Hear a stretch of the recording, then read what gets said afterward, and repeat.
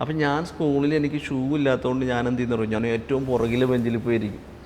അപ്പോൾ ഞാൻ അമ്മേനോട് കരഞ്ഞ് ഒരു ദിവസം ഞാൻ പറഞ്ഞു എനിക്ക് ഷൂ ആണെങ്കിൽ ഞാൻ സ്കൂളിൽ പോകില്ലെന്ന് പറഞ്ഞു. അപ്പോൾ അമ്മ എന്നോട് ചോദിച്ചു, നിനക്ക് ഷൂ മേടിക്കാൻ നമുക്ക് റേഷൻ മേടിക്കാൻ പൈസ ഉണ്ടാവില്ല, നമുക്ക് എന്തെങ്കിലും ഭക്ഷണം കഴിക്കണ്ടേ, അപ്പോൾ റേഷൻ മേടിക്കണോ ഷൂ വേണമെന്ന് ചോദിച്ചു. അപ്പോൾ ഞാൻ പറഞ്ഞ് റേഷൻ മേടിച്ചാൽ മതി, കാരണം ഭക്ഷണം കഴിക്കണമല്ലോ. പക്ഷേ രാത്രിയിൽ ഞാൻ ഓട്ടോറിക്ഷ ഓടിച്ചുകൊണ്ടിരിക്കുമ്പോൾ മമ്മൂട്ടി സാർ എൻ്റെ ഫോണിൽ വിളിക്കുക, മുരുകനല്ലേ, തെരുവോരം മുരുകനല്ലേ, അതെ. മുരുകൻ ഇങ്ങനെ ആരോടോ ഇങ്ങനെ പറഞ്ഞെന്നറിഞ്ഞ് ഈ തെരുവിലെ ആൾക്കാരൊക്കെ കിട്ടുമ്പോൾ അവർ മുഷിഞ്ഞ അവസ്ഥയിലാണ്, അല്ലെങ്കിൽ അവരുടെ വേഷം പ്രാകൃതമാണ്, അല്ലെങ്കിൽ അവർ മലമൂത്രത്തിൽ വിസർജനത്തിൽ കിടക്കുന്നവരെ കൊണ്ടുപോകാനായിട്ട് ഓട്ടോറിക്ഷക്കാരോ വണ്ടിയോ വിളിക്കുമ്പോൾ ആരും വരില്ല, അവർ തിരിച്ചു പോയി കളയുമെന്നാണല്ലോ ഇങ്ങനെ പറഞ്ഞ് കേട്ട്. അപ്പോൾ ഞങ്ങളൊരു തീരുമാനം എടുത്തിരിക്കുകയാണ്. അമ്മ മീറ്റിങ്ങിൽ എക്സിക്യൂട്ടീവ് നടന്നുകൊണ്ടിരിക്കുകയാണ്, സ്പീക്കർ ഫോണിലാണ് ഇട്ടിരിക്കുന്നത്, മുരുകൻ ഏത് തരത്തിലുള്ള ആംബുലൻസാണ് വേണ്ടതെന്ന് എന്നോട് പോയി പറയാം. മമ്മൂട്ടി സാർ ഇതെല്ലാം കേട്ടിട്ട് പറഞ്ഞു, എല്ലാം ഇവിടെ പറഞ്ഞ് ഞങ്ങൾ റെഡിയാക്കിയിരിക്കുന്നു, ധൈര്യമായിട്ടിരിക്കും, ഞങ്ങൾ വണ്ടി തന്നിരിക്കും എന്ന് പറഞ്ഞു. നമസ്കാരം. ലൈഫ് സ്റ്റോറീസ് വിത്ത് ടോണിയുടെ പുതിയൊരു എപ്പിസോഡിലേക്ക് അവർക്ക് സ്വാഗതം. നമ്മളെല്ലാവരും ജനിച്ചു വളർന്നതും ജീവിക്കുന്നതുമൊക്കെ ഓരോ വീടിൻ്റെ സംരക്ഷണ വലയത്തിനുള്ളിലാണ്. എന്നാൽ കയറിക്കിടക്കാൻ ഒരിടമില്ലാതെ, ഒരു നേരത്തെ ഭക്ഷണമില്ലാതെ നമ്മുടെ തെരുവുകളിൽ അലയുന്ന ഒരുപാട് ആൾക്കാരുണ്ട്. നമ്മളിൽ പലരും അവരെ കാണുമ്പോൾ തെരുവിൻ്റെ മക്കളെന്ന് കരുതി മാറി നടക്കാനാണ് പതിവ്. പക്ഷേ അവരെ നെഞ്ചോട് ചേർത്ത് പിടിച്ച് അവരിലൊപ്പം ഒരാളായി നിന്നുകൊണ്ട് അവരെ സ്വന്തം കുടുംബത്തെ പോലെ കൊണ്ടു നടക്കുന്ന ഒരാൾ ഇന്ന് നമ്മോടൊപ്പം ഉണ്ട്. ഇന്ന് നമ്മോടൊപ്പം ഉള്ളയാൾ വലിയൊരു കോടീശ്വരനൊന്നുമല്ല, പക്ഷേ അയാളുടെ ഉള്ളിൽ വലിയൊരു മനസ്സുണ്ട്. പാവപ്പെട്ടവരെ നെഞ്ചോട് ചേർക്കാൻ, തെരുവിൻ്റെ സന്തതികളെ നെഞ്ചോട് ചേർത്ത് പിടിച്ച് അവരെ സംരക്ഷണ വലയത്തിലാക്കാനുള്ള വലിയൊരു മനസ്സിൻ്റെ ഉടമ. രാഷ്ട്രപതിയുടെ കയ്യിൽ നിന്ന് വരെ പുരസ്കാരങ്ങൾ ഏറ്റുവാങ്ങിയ ആ വലിയ മനുഷ്യൻ്റെ പേരാണ് മുരുകൻ. തെരുവോരം മുരുകനാണ് ഇന്ന് നമ്മോടൊപ്പം ഉള്ളത്. വളരെ സ്നേഹത്തോടെ തെരുവോരം മുരുകനെ വളരെ ബഹുമാനത്തോടെ ഈ ഷോയിലേക്ക് സ്വാഗതം ചെയ്യുന്നു. നമസ്കാരം. എന്നെ ഈ പരിപാടിയിലേക്ക് ക്ഷണിച്ചതിന് വളരെ നന്ദിയുണ്ട് സാർ. വളരെ സന്തോഷം. ഞാൻ വർഷങ്ങളായിട്ട് മുരുകനെ ഫോളോ ചെയ്യുന്നതാണ്.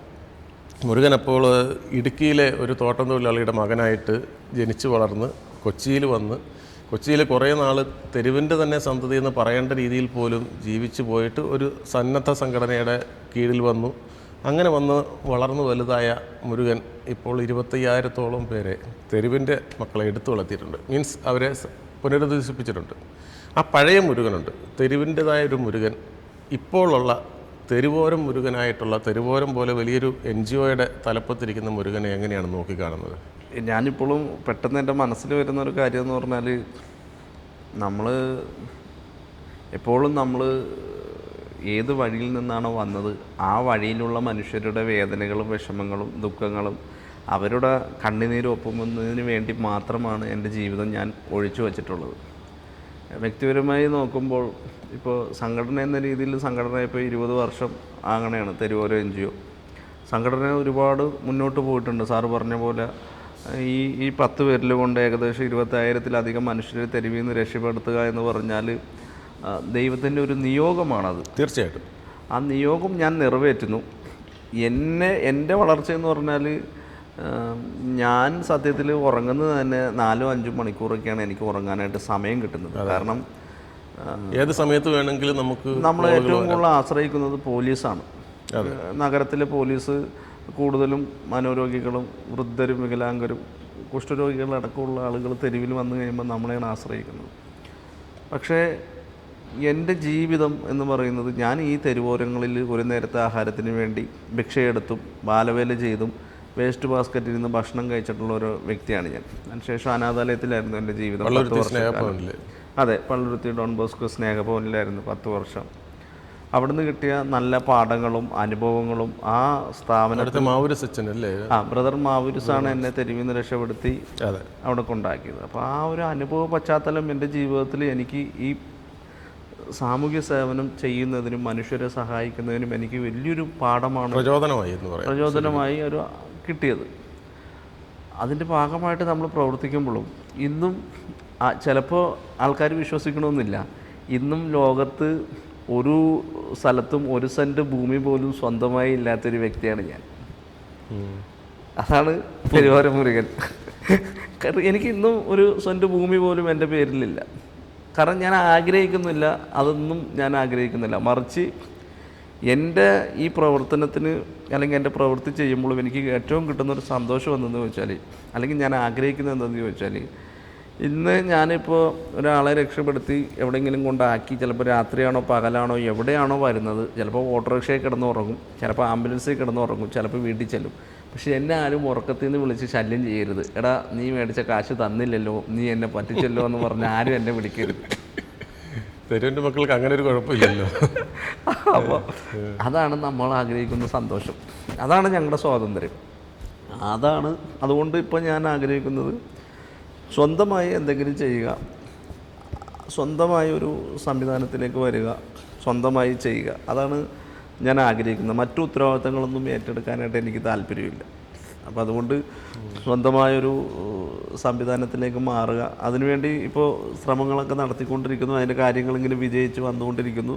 അപ്പോൾ അതിന് ഈ നമ്മുടെ ഒരുപാട് നല്ല മനുഷ്യർ, അതിപ്പോൾ നമ്മുടെ മെഗാസ്റ്റാറും മമ്മൂട്ടി സാറാണെങ്കിൽ പോലും ഞങ്ങൾക്ക് ആംബുലൻസ് അമ്മയിലൂടെ തന്നത്, അമ്മ വഴിയാണ് ഞങ്ങൾക്ക് ആംബുലൻസ് തന്നത്. അപ്പോൾ ഞാൻ ഞെട്ടിപ്പോയി. ഒരു ദിവസം രാത്രിയിൽ ഞാൻ ഓട്ടോറിക്ഷ ഓടിച്ചുകൊണ്ടിരിക്കുമ്പോൾ മമ്മൂട്ടി സാർ എൻ്റെ ഫോണിൽ വിളിക്കുക, മുരുകനല്ലേ, തെരുവൂർ മുരുകനല്ലേ, അതെ, മുരുകൻ ഇങ്ങനെ ആരോടോ ഇങ്ങനെ പറഞ്ഞെന്നറിഞ്ഞ് ഈ തെരുവിലെ ആൾക്കാരൊക്കെ കിട്ടുമ്പോൾ അവർ മുഷിഞ്ഞ അവസ്ഥയിലാണ്, അല്ലെങ്കിൽ അവരുടെ വേഷം പ്രാകൃതമാണ്, അല്ലെങ്കിൽ അവർ മലമൂത്രത്തിൽ വിസർജനത്തിൽ കിടക്കുന്നവരെ കൊണ്ടുപോകാനായിട്ട് ഓട്ടോറിക്ഷക്കാരോ വണ്ടിയോ വിളിക്കുമ്പോൾ ആരും വരില്ല, അവർ തിരിച്ചു പോയി കളയുമെന്നാണല്ലോ ഇങ്ങനെ പറഞ്ഞ് കേട്ട്.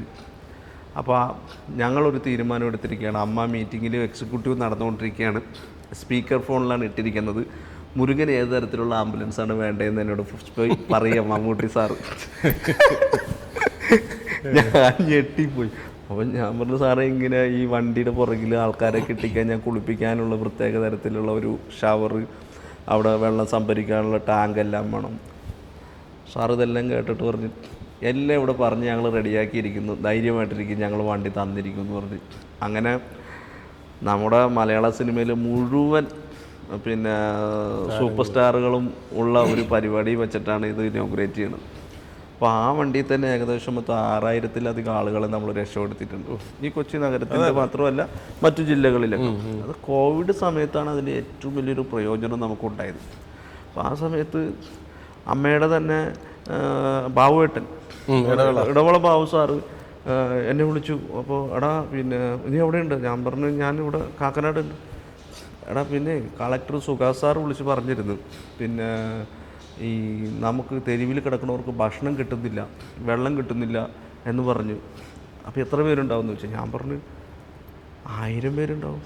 1000 പേരുണ്ടാവും അന്നാന്ന് പറഞ്ഞു. അപ്പോഴത്തേക്കും നമ്മുടെ ബി ഉണ്ണികൃഷ്ണൻ സാറുണ്ടല്ലോ, ഡയറക്ടർ സാറിൻ്റെ അവരുടെ ഒരു അസോസിയേഷൻ ഉണ്ടല്ലോ, ഫെഫ്കേഡ് നേതൃത്വത്തിൽ വാഴക്കാലയിൽ, അതായത് സിനിമയ്ക്ക് ഷൂട്ട് ചെയ്തതിന് വേണ്ടി ഭക്ഷണം ഉണ്ടാക്കുന്ന കംപ്ലീറ്റ് സംവിധാനം അത് നിന്നതോടെ അത് കംപ്ലീറ്റ് ആ മെഷീനറി എല്ലാം തെരുവിലെ ആൾക്കാർക്ക് വേണ്ടി ഭക്ഷണം ഉണ്ടാക്കുക. 3000-4000 പേർക്കാണ് ഒരു ദിവസം അവിടെ ഭക്ഷണം ഉണ്ടാക്കുന്നത്. നമ്മുടെ ഈ ആംബുലൻസിൽ ഇങ്ങനെ അടിച്ചുകൊണ്ടിരിക്കുക ഭക്ഷണം തെരുവുകളിലേക്കും അനാഥാലയങ്ങളിലേക്കും. ക്യാമ്പുകൾ ഇവിടെ നമുക്കൊരു 3-4 ക്യാമ്പ് ഉണ്ടായിരുന്നു. മഹാരാജാസ് കോളേജിൽ ക്യാമ്പ് ഉണ്ടായിരുന്നു, പിന്നെ സെൻട്രൽ സ്കൂൾ, പിന്നെ നമ്മുടെ ഗേൾസ് ഹൈ സ്കൂളിലുണ്ടായിരുന്നു, SRV സ്കൂളിലുണ്ടായിരുന്നു. ഇവിടെ എല്ലാം ക്യാമ്പുകളിൽ ഈ ഭക്ഷണം എത്തിച്ചുകൊണ്ടിരിക്കുക. അപ്പോൾ ആദ്യത്തെ ഈ സമയങ്ങളിലൊന്നും സർക്കാർ സംവിധാനങ്ങളെല്ലാം നിശ്ചലമായി നിൽക്കുക. കാരണം അവിടെ ക്യാമ്പ് തുടങ്ങിയിട്ടില്ല, ഭക്ഷണം ഉണ്ടാക്കുന്നില്ല, അവിടെ സംവിധാനങ്ങൾ എത്തുന്നില്ല. ബി ഉണ്ണികൃഷ്ണൻ സാറിനെ പോലെ, ഇടവേള ബാബു സാറിനെ പോലെയുള്ള ആളുകളുടെ വലിയൊരു, അതിൻ്റെ പിന്നിൽ ഒരുപാട് ആൾക്കാർ വേറെ ഉണ്ട്, നമ്മളുമായിട്ട് നേരിട്ട് ബന്ധപ്പെടുന്ന ഇവരാണ്. അങ്ങനെ ഞങ്ങൾ ആ വണ്ടിയിലൂടെ ഭക്ഷണം എത്തിച്ചു. അങ്ങനെ ഒരുപാട് നല്ല കാര്യങ്ങൾ ചെയ്യാൻ നമുക്ക് മറ്റുള്ളവരുടെ സഹായങ്ങൾ കിട്ടുന്നതുകൊണ്ടാണ് നമുക്ക് ചെയ്യാൻ പറ്റുന്നത്. ഇനിയിപ്പോൾ ഉള്ള ജീവിതത്തിൽ ഞാൻ ഇങ്ങനെ കുറേ കാര്യങ്ങൾ ചെയ്തു വരുമ്പോൾ എനിക്കതിൽ നിന്ന് കിട്ടിയ കുറേ ഞാനത് ചോദിച്ചു വന്ന അതാണ്. പഴയ മുരുകനുണ്ട്, തെരുവിൻ്റെ സന്തതിയായിരുന്ന മുരുകൻ ഇപ്പോൾ തെരുവിൻ്റെ സന്തതികളുടെ ഒരു ആശ്രയ കേന്ദ്രമാണ്. പഴയ മുരുകനോട് പുതിയ മുരുകൻ എന്താണ് പറയാനുള്ളതെന്ന്? ഇപ്പോൾ ഞാൻ ഇടുക്കി പീരിമേട് ചിദംബരം എസ്റ്റേറ്റിലെ തോട്ടം തൊഴിലാളിയായിരുന്ന എൻ്റെ അച്ഛനും അമ്മയും അവിടുത്തെ തോട്ടം തൊഴിലാളികളായിരുന്നു. അച്ഛൻ ഇടക്കാലത്ത് ഇങ്ങനെ ജോലി അന്വേഷിച്ച് അവിടുന്ന് പോകുന്ന സമയത്ത് അമ്മ, ഞാനും സഹോദരിയും മാത്രമേ അവിടെ ഉള്ളൂ. അമ്മക്കൊരു ദിവസം പണിയെടുത്താൽ 10 രൂപ കിട്ടും. അപ്പോൾ ഈ 10 രൂപ കൊണ്ട് വേണം ഞങ്ങൾക്ക് ജീവിക്കാനായിട്ട്. ഒന്നാലോചിക്കണം, 1988, 87 കാലഘട്ടങ്ങളിലാണ് ഞാനീ പറയുന്നത്. അപ്പോൾ ഞാൻ പഠിക്കുന്നത് പാമ്പനാർ LP സ്കൂളിലായിരുന്നു. അപ്പോൾ അതിനു മുമ്പ് ഞാൻ പഠിച്ചിരുന്നത് സെൻറ്റ് പയത്ത്, കുട്ടിക്കാനം സെൻറ്റ് പയത്ത് ഇംഗ്ലീഷ് മീഡിയം സ്കൂളിലായിരുന്നു ഞാൻ പഠിച്ചത്. അപ്പോൾ അമ്മ നല്ല രീതിയിൽ എന്നെ പഠിപ്പിക്കാനായിട്ട് ആഗ്രഹത്തോടുകൂടി എന്നെ ഇംഗ്ലീഷ് മീഡിയം സ്കൂളിൽ കൊണ്ട് ചേർത്തു. അപ്പോൾ അവിടെ ചെന്നപ്പോൾ എല്ലാവരും അസംബ്ലിക്ക് നിൽക്കുന്നത് ഒരു കല്ലും മണ്ണും നിറഞ്ഞ ഒരു സ്ഥലത്താണ് നിൽക്കുന്നത്, ഇങ്ങനെ കല്ലൊക്കെ വിരിച്ചിട്ടുള്ള. എല്ലാവർക്കും ഷൂവും ചെരുപ്പും എല്ലാം ഉണ്ട്, എനിക്ക് മാത്രം ചെരുപ്പില്ല. പിന്നെ തണുത്ത ഏരിയയാണ്, നല്ല തണുപ്പാണ്, പീരുമേട് എന്നുള്ള അവസ്ഥ അറിയാമല്ലോ. അപ്പോൾ നമ്മൾ രാവിലെ കാല് ഈ മൊരി പിടിക്കാതിരിക്കാനായിട്ട് എണ്ണയൊക്കെ പുരട്ടിക്കൊണ്ട് വരും കാലിൽ. ആ കല്ലിലും മണ്ണിലും നിന്ന് കഴിയുമ്പോൾ കാലിലും മൊത്തം മണ്ണൊക്കെ ഇങ്ങനെ കയറി ഒട്ടിപ്പിടിച്ച് ഇങ്ങനെ ഇരിക്കും. അപ്പോൾ ആഴ്ചയിൽ അമ്മയ്ക്ക് 6 ദിവസത്തെ പണിയുള്ളൂ, 60 രൂപ കിട്ടും. അപ്പോൾ 6 ദിവസത്തേക്കുള്ള ചിലവ് നോക്കണം, അതിന് ഭക്ഷണ സാധനങ്ങൾ മേടിക്കണം, കാര്യങ്ങളും എല്ലാം പോകണമല്ലോ. അപ്പോൾ അന്ന് കരണ്ടില്ല, ഞങ്ങളുടെ അവിടെ മണ്ണെണ്ണ വിളക്കിലാണ് ഞങ്ങളൊക്കെ ജീവിക്കുന്നത്, കരണ്ടും ഇല്ല. അപ്പോൾ മണ്ണെണ്ണയൊക്കെ മേടിച്ച് വെക്കണം, അങ്ങനെ ഒരുപാട് പ്രയാസങ്ങളുണ്ട്. അപ്പോൾ അമ്മേനോട് ഞാൻ കടയിൽ ചെന്നപ്പോൾ അമ്മേനോട് ഷൂ കണ്ട്. അപ്പോൾ എല്ലാവരും ഷൂ ഇട്ടോട്ടാണല്ലോ അവന്നെ. അപ്പം ഞാൻ സ്കൂളിൽ എനിക്ക് ഷൂ ഇല്ലാത്തതുകൊണ്ട് ഞാൻ എന്ത് ചെയ്യുന്നറിയോ, ഞാൻ ഏറ്റവും പുറകിലെ ബെഞ്ചിൽ പോയിരിക്കും. പക്ഷേ ടീച്ചർ എന്ത് ചെയ്യുന്നറിയോ, ഞാനൊരു സാധാരണ ഒരു തോട്ടം തൊഴിലാളിയുടെ മകനായതുകൊണ്ട് അവരെന്ത് ചെയ്യുന്ന പറഞ്ഞാൽ എന്നെ പഠിക്കുന്നതിന് വേണ്ടി എന്നെ ഫ്രണ്ടിൽ കൊണ്ടിരുത്തും. പക്ഷേ എനിക്ക് ഭയങ്കര നാണക്കേടാണ്, കാരണം ഞാൻ ഷൂ ഇല്ലാതെ വന്നിട്ട് മുമ്പിൽ ഇരിക്കുകയല്ല. അപ്പോൾ ഞാൻ അമ്മേനോട് കരഞ്ഞ് ഒരു ദിവസം ഞാൻ പറഞ്ഞു, എനിക്ക് ഷൂ ആണെങ്കിലും ഞാൻ സ്കൂളിൽ പോകില്ലെന്ന് പറഞ്ഞു. അപ്പോൾ അമ്മ എന്നോട് ചോദിച്ചു, നിനക്ക് ഷൂ മേടിക്കാൻ നമുക്ക് റേഷൻ മേടിക്കാൻ പൈസ ഉണ്ടാവില്ല, നമുക്ക് എന്തെങ്കിലും ഭക്ഷണം കഴിക്കണ്ടേ, അപ്പോൾ റേഷൻ മേടിക്കണോ ഷൂ വേണമെന്ന് ചോദിച്ചു. അപ്പോൾ ഞാൻ പറഞ്ഞ്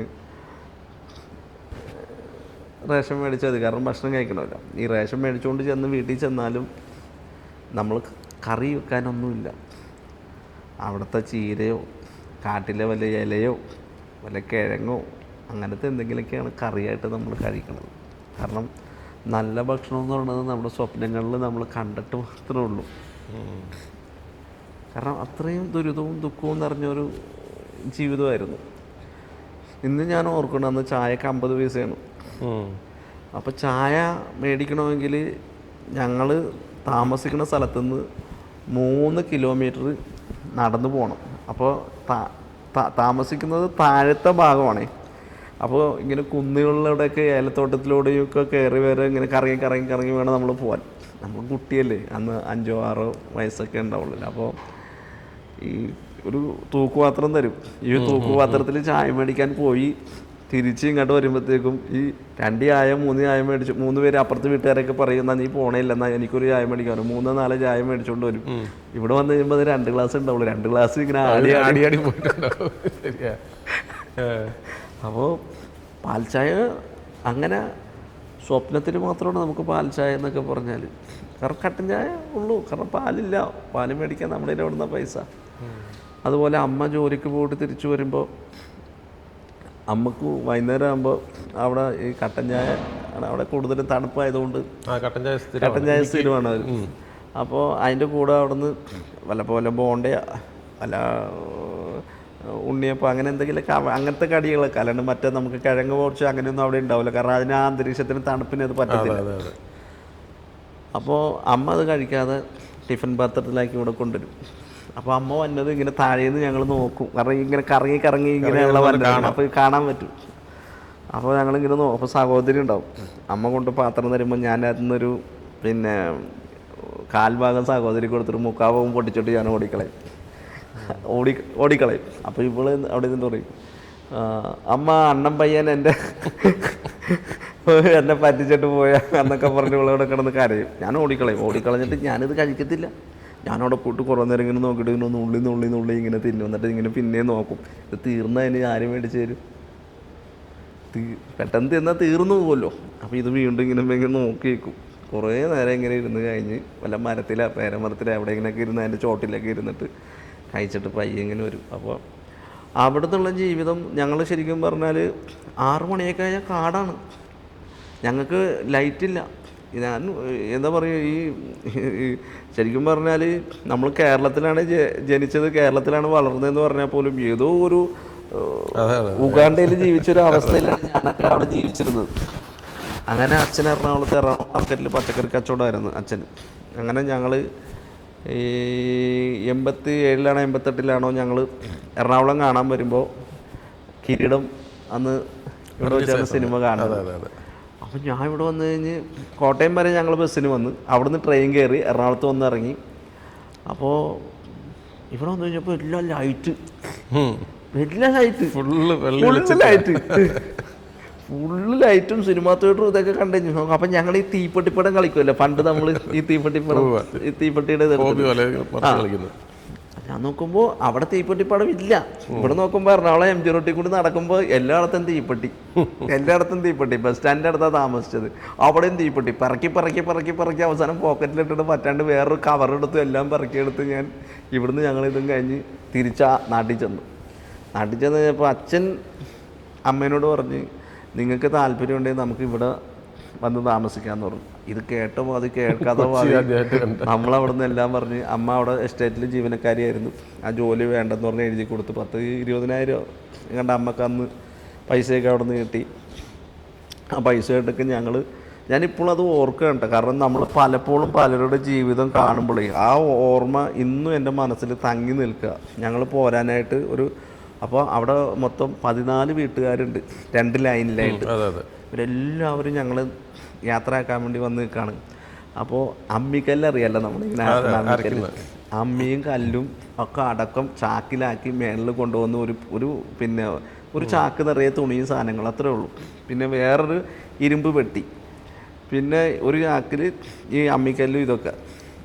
KSRTC വന്ന് നിർത്തി ഈ ചാക്കെടുത്ത് മേളിൽ കെട്ടി. ഈ അമ്മിക്കല്ലും ഇതും കയറ്റാൻ പോയപ്പോൾ KSRTCയിലെ കണ്ടക്ടർ പറഞ്ഞ് അയ്യോ ഇത് കയറ്റാൻ നടക്കില്ല, ഇത് സമ്മതിക്കില്ല എന്ന് പറഞ്ഞിട്ട് അതിറക്കി അവിടെ തന്നെ വെച്ച് ബാക്കി സാധനമായിട്ട് നമ്മൾ പോരുകയാണ്. കൊച്ചി നഗരത്തിൻ്റെ ഇതൊക്കെ നമ്മളിവിടെ വരികയാണ്. ഇവിടെ വന്നു കഴിഞ്ഞപ്പോഴത്തേക്കും ഞാൻ ആ കോളനിയുടെ പേര് പറയുന്നില്ല, വളരെ ഇപ്പോഴും എനിക്ക് ഒരുപാട് സൗഹൃദങ്ങളും ബന്ധങ്ങളും എനിക്ക് സ്വന്തമായിട്ട് എൻ്റെ അമ്മയും അച്ഛനും താമസിക്കുന്നത് അവിടെയാണ്. അപ്പോൾ ഞാൻ ആ കോളനിയിലാണ് ഞങ്ങൾ വന്ന് താമസിച്ചത്. അപ്പോൾ അവിടെ വന്നു കഴിഞ്ഞപ്പോൾ കോളനി എന്നുള്ളത് ഇപ്പോൾ ഉന്നതി നമ്മൾ പേര് മാറ്റിയിട്ടുണ്ട്. അതെ. അപ്പോൾ അവിടെ വന്നു കഴിഞ്ഞപ്പോഴത്തേക്കും അവിടെ ഇടിയും ബഹളവും ഒച്ചപ്പാടും ബഹളവും കൊട്ടേഷനും അടിയും ഇടിയും. ഏത് പോലീസ് സ്റ്റേഷനിൽ ചെന്ന് വഴിയിൽ നമ്മളൊരു സെക്കൻഡ് ഷോ സിനിമയ്ക്ക് പോയിട്ട് തിരിച്ചു വരുമ്പോൾ പോലീസുകാർ വഴിയിൽ കൈകാണിച്ചിട്ട് ചോദിക്കും എവിടുന്നാടാ, ഇന്ന കോളനിയാണ്. ആ പൊതിയുണ്ടോ കയ്യിൽ, കത്തിയുണ്ടോ കയ്യിൽ, കഞ്ചാവുണ്ടോടാ കയ്യിൽ? സാറേ ഇല്ല സാറേ, നമ്മളങ്ങനത്തെ ആൾക്കാരല്ല സാറേ. നോക്കട്ടെ, പരിശോധിച്ചിട്ട് പോലീസ് അങ്ങോട്ട് കയറ്റി വിടുള്ളൂ. കാരണം അത്രയും നല്ലൊരു ഇതായിരുന്നു അവിടുത്തെ അവസ്ഥ. അവിടെ ചെന്ന് കഴിഞ്ഞപ്പോൾ അവിടുത്തെ കുട്ടികളുമായിട്ടും ആൾക്കാരുമായിട്ടൊക്കെ നല്ല ബന്ധങ്ങളായി. കുറേ നല്ല മനുഷ്യർ അവിടെ ഉണ്ട്, നല്ല രീതിയിൽ ജീവിക്കുന്ന ഒരു കൂലിപ്പണി എടുത്ത്. പക്ഷെ കുറച്ച് പേര് ഇത്തിരി എല്ലാ ഉള്ള. പക്ഷേ അപ്പോഴും ഈ കൊച്ചി നഗരം എന്ന് പറയുമ്പോൾ അപ്പോൾ ഈ കൊട്ടേഷനും മറ്റുമൊക്കെ വളരെ തകർത്തടിയുന്നൊരു സമയമാണ്. പക്ഷേ എവിടെ ചെന്നാലും ഉണ്ടല്ലോ, ആരെങ്കിലും അവിടെ അടിയുണ്ടാക്കിയാലും ഞങ്ങളുടെ കോളനിയുടെ പേരേ പറയുള്ളൂ. കാരണം എന്താണെന്ന് പറഞ്ഞാൽ ഞങ്ങളുടെ കോളനിക്ക് ഭയങ്കര ഫേമസ് ആയതുകൊണ്ട് പോലീസുകാർ ചിലപ്പോൾ 2 ഇടി കുറച്ച് കൊടുക്കുള്ളൂ. ആളെ അന്വേഷിക്കാൻ ഇറങ്ങി പോകണ്ടല്ലോ, അവിടുന്ന് കിട്ടും. 2 ഇടി കുറച്ച് കൊടുക്കുള്ളൂ ചിലപ്പോൾ. അപ്പോൾ അവിടുത്തെ പിള്ളേരാണ് വല്ലവന്മാർ. പിന്നെ നാളെ നമ്മളെ വല്ല പിച്ചാത്തിക്ക് വല്ല വെട്ടുകൂടാന്ന് ഓർത്തിട്ട്. അപ്പോൾ അങ്ങനെ വളരെ ഇതായി. പിന്നെ അവസാനം അവിടുന്ന് ഈ എറണാകുളം മാർക്കറ്റിൽ റോഡിൽ പോയി പിറക്കാൻ പോവുക, ഭിക്ഷ എടുക്കാൻ പോവുക, ബാലവേല ചെയ്യുക, ജീവിക്കാൻ വേറെ മാർഗ്ഗമില്ല. ഞാൻ പഠിച്ചത് ആദ്യം അവിടെ തമിഴ് സ്കൂളിലാണ്. അപ്പം ഞാൻ തമിഴ് സ്കൂളിൽ നിന്ന് പഠിച്ച് ഞാൻ ഇവിടെ വന്നപ്പോൾ SRV സ്കൂളിൽ എന്നെ കൊണ്ടിരുത്തി. കുറച്ചാൾ ഞാൻ അവിടെ ഇരുന്ന് കത്രിക്കടവ് സ്കൂളിൽ കുറച്ചാൾ പഠിച്ച്, സെൻറ്റ് ജോസഫ് സ്കൂളിൽ കുറച്ചാൾ പഠിച്ച്. പക്ഷേ എനിക്ക് മലയാളം ഒട്ടും വഴങ്ങണില്ല. കാരണം തമിഴ് പഠിച്ചു വന്നിട്ട് ഇവർ സ്കൂളിൽ പഠിപ്പിക്കുക എനിക്കൊന്നും മനസ്സിലാവണമില്ല. അങ്ങനെ കഴിഞ്ഞപ്പോൾ എനിക്ക് അവസാനം എനിക്ക് ഭാഷ മനസ്സിലാവണില്ല. കാരണം എനിക്ക് പറ്റണില്ല, എന്താ അറിയില്ല. ഞാൻ പഠിച്ചു വന്ന സ്കൂൾ തമിഴാണല്ലോ. അവസാനം മടി, പിന്നെ കളി. അങ്ങനെ പിന്നെ ബ്രദർ മാവൂരിസ് അങ്ങനെ തെരുവിന്ന്. ബ്രദർ മാവൂരിസ് എന്ന് പറയുമ്പോൾ നമ്മുടെ ജീവിതത്തിൽ ഒരു നിസ്സാര ബ്രദർ മാവൂരിസിനായിട്ട് നമുക്ക് തള്ളിക്കളയാൻ പറ്റത്തില്ല. ഇന്ന് ബ്രദർ മാവൂരിസിൻ്റെ ഒരു ഹിസ്റ്ററി എടുക്കണമെങ്കിൽ ബ്രദർ മാവുരീസിന് ആദ്യം പത്മശ്രീ കൊടുക്കണമെന്നാണ് ഞാൻ പറയുന്നത്. കാരണം ബ്രദർ മാവുരീസ് ചെയ്തിരിക്കുന്ന ജീവകാരുണ്യ പ്രവർത്തനം ഒരു വ്യക്തി ഒരു ജീവിതത്തിൽ ചെയ്യാൻ കഴിയുന്നതിനേക്കാൾ അപ്പുറത്താണ്. നമ്മൾ എണ്ണി എഴുതിയാൽ പോലും തീരൂല. ആയിരക്കണക്കിന് കുട്ടികളെ രക്ഷപ്പെടുത്തിയിട്ടുണ്ട്. ആയിരക്കണക്ക്, അതും കേരളത്തിലെ ഏതെല്ലാം ഡിപ്പാർട്ട്മെൻറ്റിലാണ് ബ്രദർ രക്ഷപ്പെടുത്തിയ ആൾക്കാർ ജോലിയായിട്ടുള്ളത്. വക്കീലുമാർ വരെ ഉണ്ട്. ഹൈക്കോടതിയിൽ വരെ വക്കീൽമാർ വരെ ബ്രദർ രക്ഷപ്പെടുത്തിയ ആൾക്കാരുണ്ട്, പഠിപ്പിച്ച ആൾക്കാരുണ്ട്, പല രീതിയിലുള്ളവരുണ്ട്. എനിക്ക് എല്ലാവരുടെയും പേര് വിവരമൊന്നും അറിയില്ല. പല മേഖലയിലെ ആൾക്കാരുണ്ട്. പക്ഷെ ബ്രദർ എത്രയോ പേർക്ക് വീട് വെച്ച് കൊടുത്തിട്ടുണ്ട്. ബ്രദർ ചെയ്യാത്ത കാര്യങ്ങളില്ല. അപ്പം ബ്രദറിനെ ഞങ്ങൾ വിളിക്കുന്ന ഒരു പേരുണ്ട്, മിഠായച്ചൻ എന്നാണ് വിളിക്കുന്നത്. ഒരു കാപ്പി കളർ ലോഹയിട്ട് ഒരു മാലാഖയെ പോലെ പുള്ളി മാലാഖയായിരുന്നു. അത് നടന്നു വന്നു കഴിഞ്ഞാൽ അദ്ദേഹത്തിൻ്റെ കൂടെ നടന്നു കഴിഞ്ഞാൽ രസം എന്തെന്ന് പറഞ്ഞാൽ പുള്ളി ഇവിടുന്ന് നടക്കും, ഗാന്ധിനഗറിൽ നിന്ന് നടക്കും. അച്ഛൻ ഇവിടുന്ന് നടന്നു കഴിഞ്ഞാൽ MG റോഡ് കടന്ന് ഇങ്ങനെ എറണാകുളം ജനലാശുപത്രിയിൽ പോയി രോഗികളെയൊക്കെ കണ്ട് മേനക വഴി കറങ്ങി ഹൈക്കോടതി വഴി കറങ്ങി വരുമ്പോൾ അച്ഛൻ്റെ കൂടെ ഒരു 150 പിള്ളേരുണ്ടാവും. 150 പിള്ളേർ അച്ഛൻ്റെ കൂടെ ഉണ്ടാവും. അതിൽ പാട്ട പറക്കണവനുണ്ടാവും, കുപ്പി പറക്കണവനുണ്ടാവും, കള്ളന്മാരുണ്ടാവും, പിന്നെ കൊട്ടേഷന് പോണവന്മാരുണ്ടാവാം. എല്ലാ രാജ്യത്തിൽ നടക്കണവരും അച്ഛൻ്റെ കൂടെ വരും. വേറൊന്നുമല്ല കേട്ടോ, ആർക്കും വേണ്ടാത്തവർ അച്ഛനെ ഏറ്റെടുക്കും. അച്ഛൻ നടന്നിങ്ങനെ തിരിച്ചു വന്നു കഴിഞ്ഞാൽ ഗാന്ധിനഗറിൽ വരും. ഗാന്ധിനഗറിൽ വന്നു കഴിഞ്ഞാൽ നമ്മളവിടെ ചെന്ന് കഴിഞ്ഞാൽ അച്ഛൻ്റെ വീട്ടിൽ ചെന്നിട്ടുണ്ടെങ്കിൽ നമുക്ക് ക്യാരം ബോർഡ് കളിക്കാം, ഡ്രസ്സ്, ഭക്ഷണം, കുളിക്കാനുള്ള സൗകര്യം എല്ലാം അച്ഛൻ നമുക്ക് ചെയ്തു തരും. അത് അച്ഛൻ പേര് ചോദിക്കൂല, അഡ്രസ്സ് ചോദിക്കൂല, നീ ഏത് കാരണം ചോദിക്കൂല, എല്ലാം എൻ്റെ ദൈവത്തിൻ്റെ മക്കളാന്ന് പറയും. അപ്പം ഞങ്ങൾ ഈ മിഠായിച്ചൻ എന്ന് വിളിക്കണതിൻ്റെ കാര്യം ഞാൻ പറഞ്ഞുതരാം. അച്ഛൻ്റെ കൈ ഇങ്ങനെ പോക്കറ്റിലിടും. ലോകയുടെ പോക്കറ്റിൽ അങ്ങ് ഇട്ട് ലോകയുടെ പോക്കറ്റിൽ നിന്ന് കൈ ഇങ്ങനെ പുറത്തേക്ക് എടുക്കുമ്പോൾ 2 കൈയിലും മിഠായി ആയിരിക്കും. അപ്പോൾ ചാടി പിടിക്കട്ടെ ഈ മിഠായിൽ. സാന്താക്ലോസിന്റെ കാര്യം അത് പറഞ്ഞ പോലെയാണ് അവസ്ഥ. അപ്പോൾ അങ്ങനെ ഒരു മാലാഖയാണ് അച്ഛൻ. അപ്പോൾ അച്ഛൻ ജീവിതത്തിൽ ഒന്നും ഉണ്ടാക്കിയിട്ടില്ല, എല്ലാം മറ്റുള്ളവർക്ക് കൊടുത്തു. അപ്പോൾ അച്ഛന് പറയുന്ന ഒരു വാക്കുണ്ട് എപ്പോഴും, ഞങ്ങൾ തമ്മിൽ ഇടയ്ക്ക് പിണങ്ങുകയൊക്കെ ചെയ്യോട്ടെ, മറ്റു ആരേക്കാൾ കൂടുതൽ പിണങ്ങാൻ സ്വാതന്ത്ര്യമുള്ളൊരു വ്യക്തി ഞാനാണ്. അപ്പോൾ അച്ഛൻ പറയുന്നൊരു വാക്കാണ്, ഞാൻ തളരട്ടെ നിങ്ങൾ വളരട്ടെ. അതാണ് അച്ഛൻ്റെ ഏറ്റവും പ്രധാനപ്പെട്ട ഒരു ഇതാണ്. അപ്പോൾ നമ്മളവിടെ ചെന്ന് കഴിഞ്ഞാൽ അച്ഛൻ പറയും, അറിയില്ല ഇത് അച്ഛനെ കാണാൻ ഇപ്പോഴും സത്യം പറയല്ല, അച്ഛൻ്റെ നമ്പറോ അച്ഛൻ്റെ ഫോൺ നമ്പറോ അച്ഛൻ്റെ അഡ്രസ്സോ അറിയാത്ത ആൾക്കാർ ഇപ്പോഴും എന്നെ വിളിക്കണത് ഇവിടെ നിന്നൊന്നും അല്ല കേട്ടോ. അമേരിക്ക, ഇംഗ്ലണ്ട്, ഓസ്ട്രേലിയ, ആഫ്രിക്ക, അതെല്ലാം രാജ്യത്തു നിന്നാണ് ആൾക്കാർ വിളിക്കണത്. മലയാള മനോരമ അദ്ദേഹത്തെക്കുറിച്ച് 2 or 3 സൺഡേ സപ്ലിമെൻ്റ് എഴുതിയെന്നാണ്. ശരിയാ, വ്യത്യസ്തനായ മനുഷ്യനായിരുന്നു അത്രയും. അപ്പോൾ അദ്ദേഹം ഇതൊന്നും എവിടെയും പിന്നെ ആഡ് ചെയ്ത് വച്ചിട്ടില്ല. എനിക്ക് പേരോ പെരുമയോ ഒന്നും കിട്ടാനായിട്ട് ഒന്നും ചെയ്തിട്ടില്ല. എനിക്ക് തോന്നണ ഫിലിപ്പ് മാത്യു സാറാണ് അതിന് മുമ്പത്തെ മനോരമയുടെ ഓണറാണെന്നറിയില്ല. അവിടെ അച്ഛൻ്റെ വീട്ടിൽ വരുമായിരുന്നു ക്രിസ്മസിനൊക്കെ. ഞങ്ങൾക്ക് ഈ മനോരമയുടെ ഓണറാണെന്നൊന്നും ഞങ്ങൾക്കറിയാൻ പാടില്ല. ഞങ്ങൾക്കിത് മനോരമയുടെ ഓണറാണ് ആരാണെന്ന് അറിയില്ല. ക്രിസ്മസിന് നിങ്ങൾക്ക് ഗിഫ്റ്റായിട്ട് ഒരാൾ വരുമെന്ന് പറയും. നമ്മളിപ്പോഴുള്ള മലയാളം എഴുതാനും വായിക്കാനൊക്കെ പഠിച്ച് നമ്മൾ വിദ്യാഭ്യാസമൊക്കെ കിട്ടിക്കഴിഞ്ഞപ്പോഴാണല്ലോ ഇത് പത്രം വായിക്കുമ്പോഴാണല്ലോ എഡിറ്റോറിയൽ എന്തെങ്കിലുമൊക്കെ വായിക്കുമ്പോഴാണല്ലോ ഇന്ന ആളാണല്ലോ അവിടെ വന്നിരിക്കണേന്ന് പറഞ്ഞാൽ അതവിടെ വരും.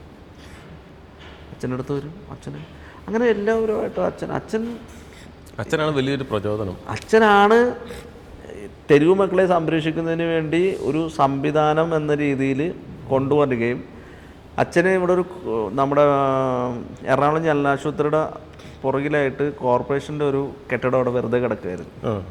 അപ്പോൾ അച്ഛൻ കോർപ്പറേഷൻ്റെ മേയറുമായിട്ട് സംസാരിച്ച് അങ്ങനെ രാത്രികാല അഭയകേന്ദ്രം, തെരുവ് മക്കൾക്ക് വേണ്ടിയുള്ള ഒരു അഭയകേന്ദ്രം അവിടെ കൊണ്ടുവന്നു. അങ്ങനെ അത് ആദ്യത്തെ അഭയകേന്ദ്രം എന്ന് ഓർക്കണം, കൊണ്ടുവന്നു വർഷങ്ങൾക്ക് മുമ്പാണ്.